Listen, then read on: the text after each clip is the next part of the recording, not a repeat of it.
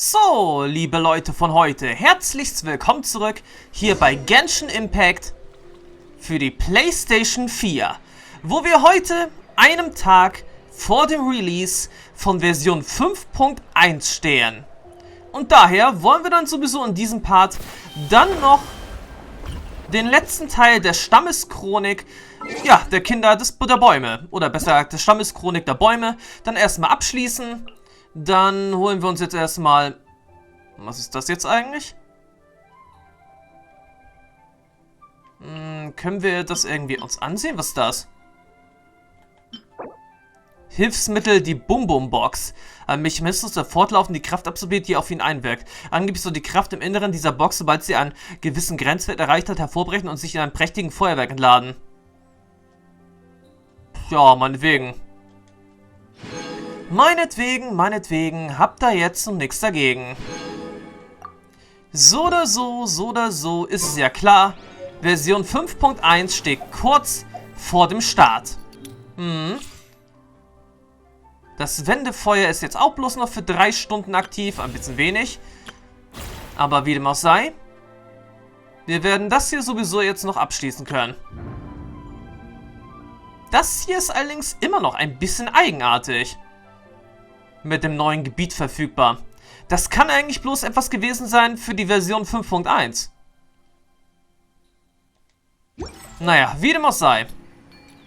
Version 5.1 verspricht auf jeden Fall interessant zu werden und auf jeden Fall actiongeladen. Auf alle Fälle Zylonen, der neue 5-Sterne-Geo-Charakteren, scheint dann sowieso auch um einiges interessanter zu sein. Und vielschichtiger, als was ich ursprünglich erwartet hatte, aufgrund der bisherigen Trailer. Sie scheint also wirklich eine ausgezeichnete DJ zu sein. Und darüber hinaus kann sie auch noch rappen. Und darüber hinaus waren ihre bisherigen YouTube-Videos auf der Genshin Impact-Seite wirklich beeindruckend gewesen. Darüber hinaus wurde jetzt, wie gesagt, auch schon bekannt gegeben, dass in der Version 5.2 Chaska und Ororon ihre eigenen Banner ja haben werden. Abgesehen davon sagt Ororon das Elektroelement. Und darüber hinaus, wenn das jetzt so stimmen sollte, was ich bis jetzt gesehen habe, hat er außerdem ein silbernes göttliches Auge. Tja, er fragt doch jetzt eigentlich, was ist daran jetzt eigentlich so besonders? Obwohl eigentlich sieht das genauso aus.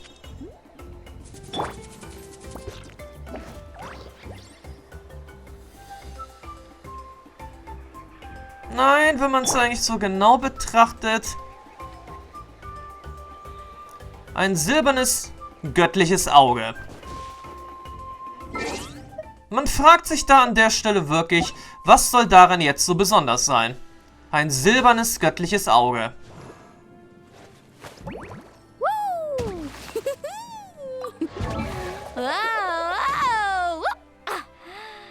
So, wenn ich jetzt bloß mal einen besseren Vergleich ziehen könnte. Wo hat sie auch ihr göttliches Auge? Ah, da hinten. Kann man deshalb beim besten Willen schlecht erkennen. Sephos als nächstes Beispiel. Verdammt nochmal, ranzoomen wäre jetzt eigentlich nicht schlecht.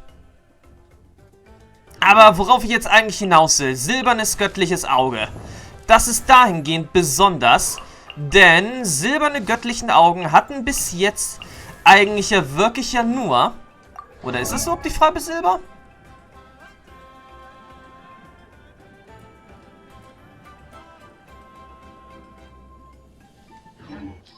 Jedenfalls wollte ich jetzt darüber hinaus, auch wenn er jetzt nicht so ganz richtig erkennen kann, ob das jetzt wirklich die Farbe Silber ist oder nicht. Obwohl, hierbei sieht man es eigentlich ganz genau. Es ist Silber. Hierbei bei Alekino sieht man es beim besten Willen ziemlich deutlich. Das göttliche Auge ist hier Silber.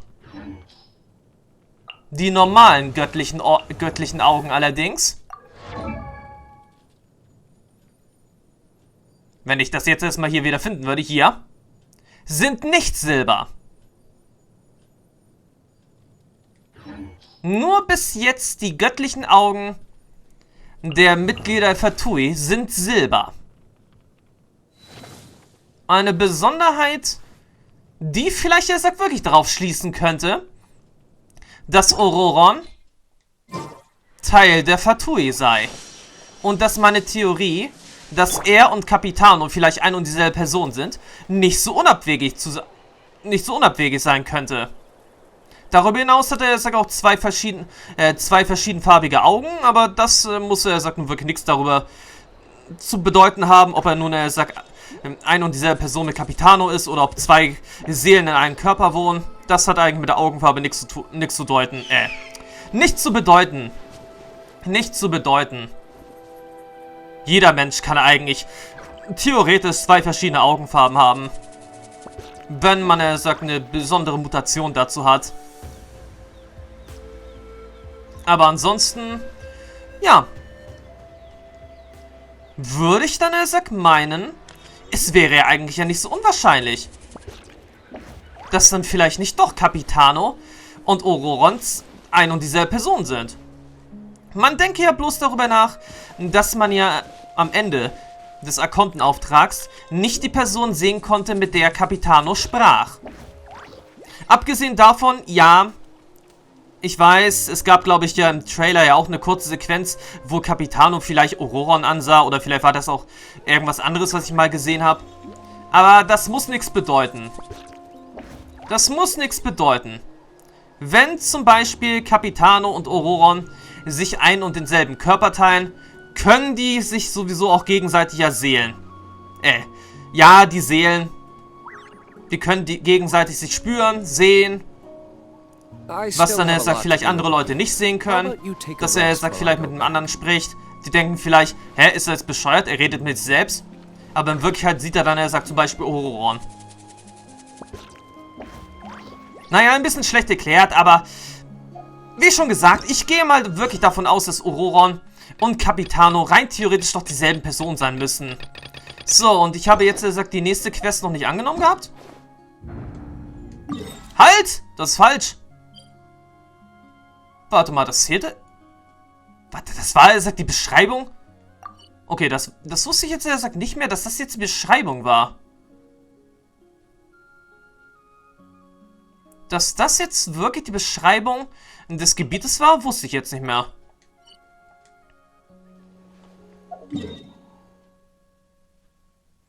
Aber wie dem auch sei, ich bleibe, sagt noch dabei, dass Capitano und Ororon ein und dieselbe Person sein müssten. Vielleicht könnte Ororon auch an sich hier vielleicht Mitglied der Fatui sein. Aber beim besten Willen, das glaube ich nicht. Okay, aus rein technischer Sicht, von der Besetzung her der Fatuis, könnte es ja theoretisch ja angehen, dass er ein Mitglied der Fatui sei. Auch wenn man ihn nicht bei den anderen Fatuis vor ein paar Jahren im Trailer A Winter Night Lazo, war das der Saxo-Titel gewesen? Ist schon wirklich ein paar Jahre her, also 2 Jahre. Aber wie dem auch sei, das muss ja nichts zu bedeuten haben. Capitano war ja anwesend. Und ansonsten, habt ihr euch schon mal überlegt, ob vielleicht der Ruinenwächter auf den Sandron, also Marionetta, saß? Auf seiner Handfläche? Habt ihr schon mal darüber nachgedacht, ob vielleicht dieser Roboter nicht ein Mitglied der Fatui vielleicht sein könnte?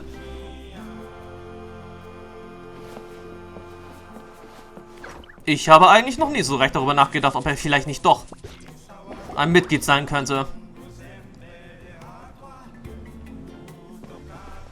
Traveler, Paimon. Sasuke? Kinich! Fancy meeting you here. We've actually been looking for you. Hallo, schön dich wiederzusehen. Hast du den Schrei halt zu Hause gelassen? I'll get straight to the point. I hear you accepted a proposal from Elder Trinidad. Oh, the, Turnfire Knight, you mean. You were still his first choice. It's just... Oh, jeez. It's not what it looks like, promise. Und bevor ich es jetzt, sagt, noch im Zusammenhang mit Ororon vergesse, eine Sache muss ich dazu auch nochmal sagen. Ororon, auch wenn man das jetzt nicht gerade so richtig sehen konnte auf dem Bild von ihm, was er sagt jetzt sowieso auch im Netz herumgeistert, auch bei den Shorts von Genshin Impact, der YouTube-Seite und so weiter und so fort. auch auf Twitter. Unter seinem Schal.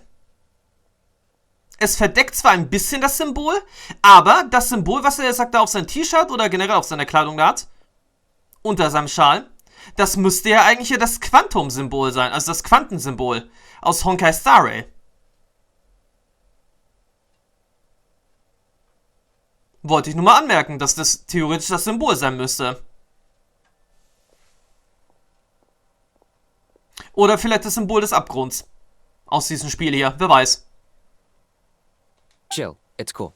I only mention it because there's something you should know. And I suspect Elder Trinidad hasn't been completely forthcoming with you. His true intention is to resolve the Mountain King problem once and for all. Once and for all? You mean this'll be the last Turnfire night ever? That's right. He wants to use you to send the Mountain King to the Night Kingdom. To the Night Kingdom? You mean... To his death. Whoa, are you serious right now? You shouldn't go blurting out accusations like that. It could get you in trouble. Too blunt? Okay. I'll phrase it more gently. There is potentially a possibility that Elder Trinidad may be hoping that during the course of the ceremony, you kill the Mountain King dead. But that's ridiculous. He told us the Mountain King is a living symbol of your tribe's glory. And that glory comes at a price. Oh, that's right. The Mountain King is a living symbol of our glory, but even this glory comes at a price. Ah, yes, and Nana wasn't the first.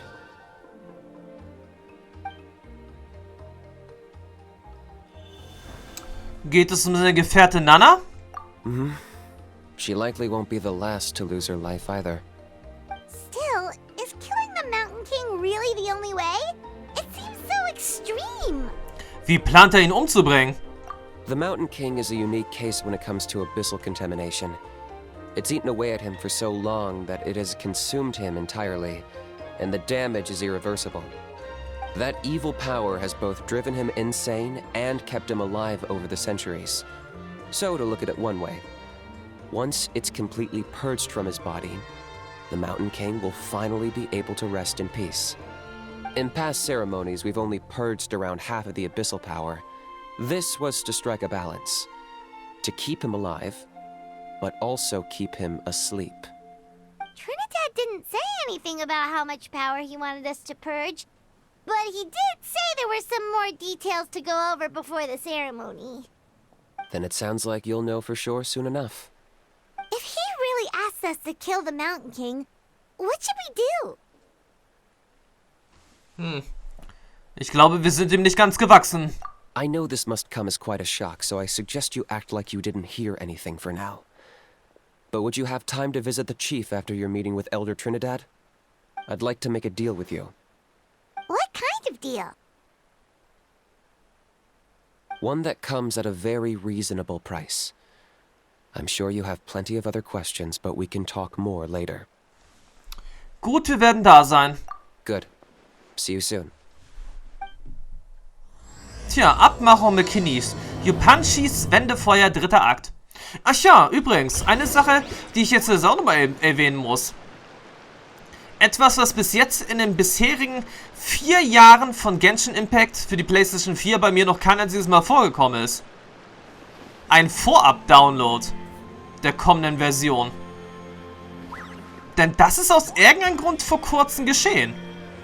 Ein Vorab-Download. Ich war selbst ein bisschen darüber überrascht, aber aus irgendeinem Grund wurde schon mal die Version 5.1 runtergeladen.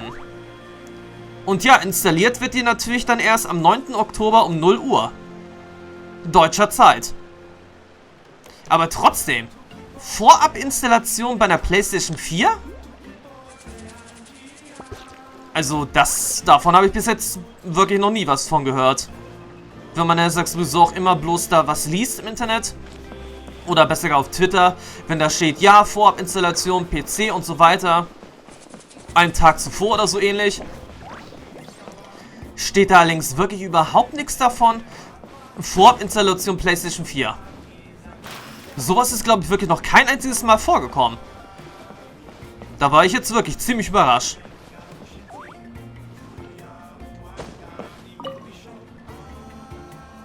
Ah, mighty Outlanders, you have returned. Did you have a good rest? It was, pretty good, yeah. Glad to hear it. Things are progressing very smoothly on my end. Many of the elders have heard of your heroic deeds, including the chief. They all speak very favorably of you. There are still those who insist that the ceremony should be performed by the bearer of the Malipo name. But they're just stuck in the past. We need to move with the times. Plus, Kinich doesn't want to do it anyway. Exactly. So, now, it's time for us to discuss the finer details of the ceremony. Ich frage mich eigentlich, ob wir in den Zusammenhang aus Versehen mal wieder eine weitere Topaz-Quest reinlaufen werden.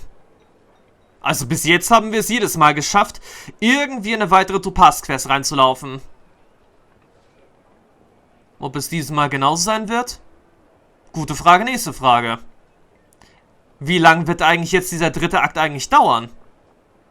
Generell die dritten Akte der Stammesquest, naja, jedenfalls von der einen, die wir bis jetzt gemacht hatten, war eigentlich der dritte Teil dann quasi eigentlich immer so ungefähr lang gewesen wie ein Legendenauftrag einer Person.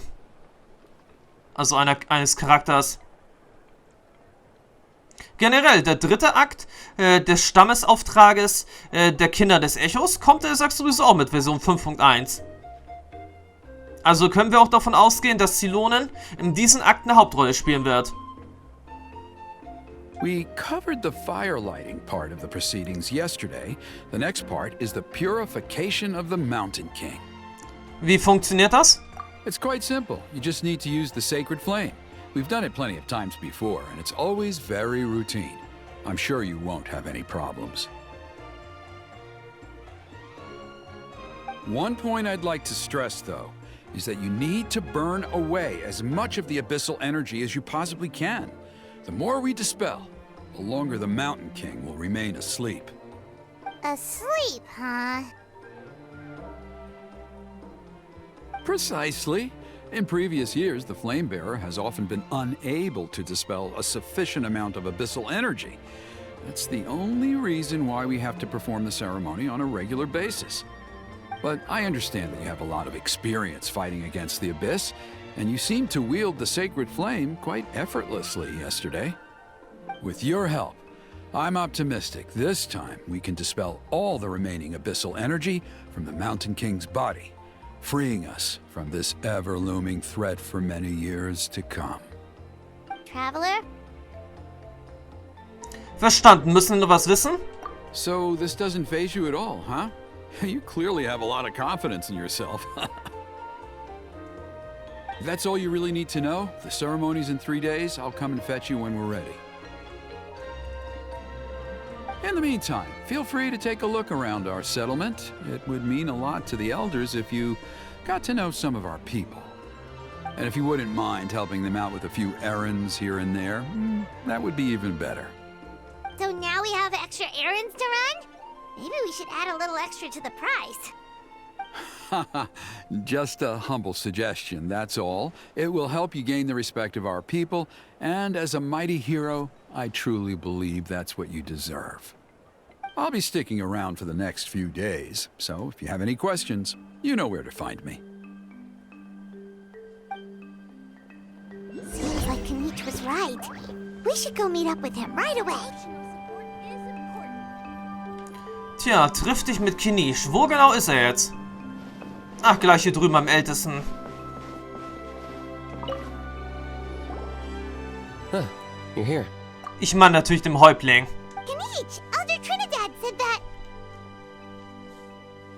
I can tell. It's written on your faces. Is that the Traveler in Paimon? Forgive me for not being there to welcome you on your arrival. That should have been my duty as chief. Hello, Chief Waina. I only heard the news from Trinidad yesterday, so I asked Kinich to invite you over for a quick chat. Das ist uns ein Vergnügen. I believe Kinich has already filled you in, so I'll get straight to the point. Firstly, I fully endorse your appointment as flame bearers for the upcoming Turnfire Night. However, I would like to request that you take steps to ensure the Mountain King's safety. Every child of our tribe grows up hearing the tales of our heroes, from Yupanqui the Firebringer to Burkina and the Mountain King who fought against the Abyss. This is our history and our heritage, the source of our pride and the center of our faith. To kill the Mountain King would be to destroy our spirit. I would never be able to face our ancestors in the Night Kingdom. Nana's death was a great tragedy, and I do not blame Trinidad for the actions he has taken. Nevertheless, I cannot allow any harm to come to the Mountain King. The very roots of our identity are at stake. My honored guests, please give this matter your serious consideration.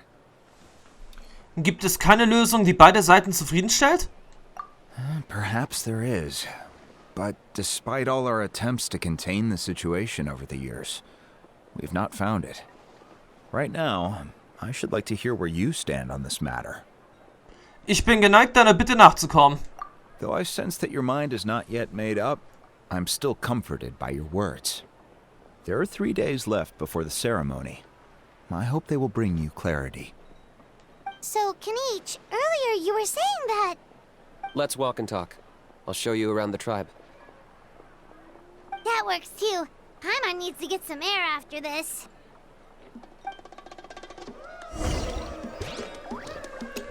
Gut, dann machen wir erstmal einen kleinen Spaziergang.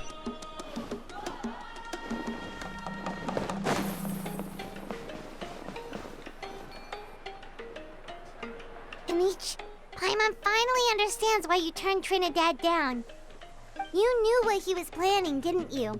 That's why you didn't want to be the flame bearer this time, because it's a double-edged sword. The whole Mora thing was just a sneaky excuse. Double-edged sword is right. But my response wasn't merely an excuse.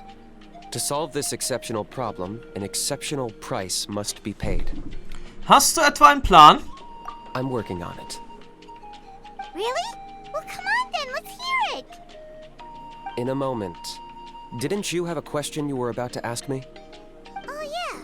What was it again? Oh, right. We need to talk about How. He's completely unhinged. Das ist der Punkt. Wo ist er denn heute? I agree that he has a problem. He needs disciplining, so I hired him a teacher. You got him a teacher? Oh, Paimon would love to see him get scolded for bad behavior. Anyway, moving on. When we ran into How, he said you two were investigating some Abyss thing together. Is that related to the whole Mountain King situation? Yes, that's the angle I've been working on. I'm a Saurian hunter, but I occasionally hunt the Abyss too. One time I was pursuing some purple demonic dogs when I accidentally entered a hidden space. I did some research after the fact. Apparently they're known as beastly rifts, and there are many of them of all different sizes. That's where those purple dogs were coming from. So, if we can locate one of these beastly rifts, clear the monsters out, and move the Mountain King inside, he'd be able to continue living, but without posing a threat to the tribe. Whoa, that sounds kinda crazy. Would it really work? It's not without its risks, of course. There's a lot of unknowns in the equation. For instance, for all we know, a prolonged period inside the rift could make the Mountain King's condition worse. Still, we desperately need something like this, even just as a temporary measure. You've seen the conflict the issue is causing in our tribe for yourselves, and believe me, it's been a long time coming. The chief is adamant about keeping the Mountain King alive, whatever happens. Paimon can understand. It's less about the Mountain King and more about preserving your culture and heritage. Yes, but on the flip side, you've got people like Elder Trinidad, who is more concerned about protecting the people he cares about now and into the future. And he has every right to take that view. It's one thing to try and preserve the last remnants of a glorious past, but making your kin pay the price for it? No one can seriously tell them that's a fair trade. You're right. There's no easy answers here. let's leave that to one side for a moment and assume we go with your plan. How do you actually intend to find one of these beastly rifts? Because at least in our experience, the dogs open the rifts when they want to attack us, not the other way around. I think I know a way. Willst du das wirklich tun? You have any better ideas? Nö. Not at the moment, but it just feels like using the power of the Abyss for our own ends isn't gonna end well. After all, the Abyss is what turned the Mountain King into a monster in the first place. People are gonna think you've lost your marbles. If it doesn't end well, then that's the price we pay. Everything in the world comes at a price. Even when Yupanqui, the Firebringer, stole the Turnfire, it cost him dearly. The Mountain King's erratic outbursts have brought tensions within the tribe to a boiling point. Unless this gets resolved quickly, everyone will be stuck in a stalemate. Alright, so what's this deal you wanted to make with us? We're hardly experts on exploiting abyssal power. All I need you to do is keep people away from me. I'm getting harassed on a daily basis by people trying to convince me to be the flame bearer. I can't afford to waste all my energy dealing with them. If you help me out, there'll be a gift for you in return. Ooh, what kind of gift? Something well worth your while, I'd say. Gut, aber wie halten wir dir die Leute vom Hals? Just keep doing what you've been doing. Integrate yourself with the tribespeople, so everyone comes to terms with the fact that we have a new flame bearer. That way, I won't have an endless stream of people coming to beg me to join the ceremony, and I can focus on finding a way to summon the beastly rift. Then, when the day of the ceremony comes, we'll move the Mountain King into his new home. Still sounds pretty crazy. Even for a daredevil like you, that's dangerous. And even if it works, what if neither Chief Wyna nor Elder Trinidad are happy with it? Have you thought about what you'd do then? At least the two of them would finally be on the same side of the issue, leaving only me on the opposing side. The tribe needs leaders like them far more than a Saurian hunter for hire like me. So oder so, das klingt, als werden da keine Mora für dich rausspringen. Can I take that to mean that we have a deal? Wir können es versuchen. For sure. And who knows, maybe we'll come up with an even better solution to all of this in the next couple of days. Great. Well, for the next couple of days, please spend some time among the tribe and lend a hand wherever you can. I'm sure everyone will be swept off their feet when they meet our new flame bearer. Good luck to us both. Und an der Stelle konnte man es auch ziemlich gut sehen, dass die eigentliche Farbe von göttlichen Augen beim besten Willen nicht Silber sei.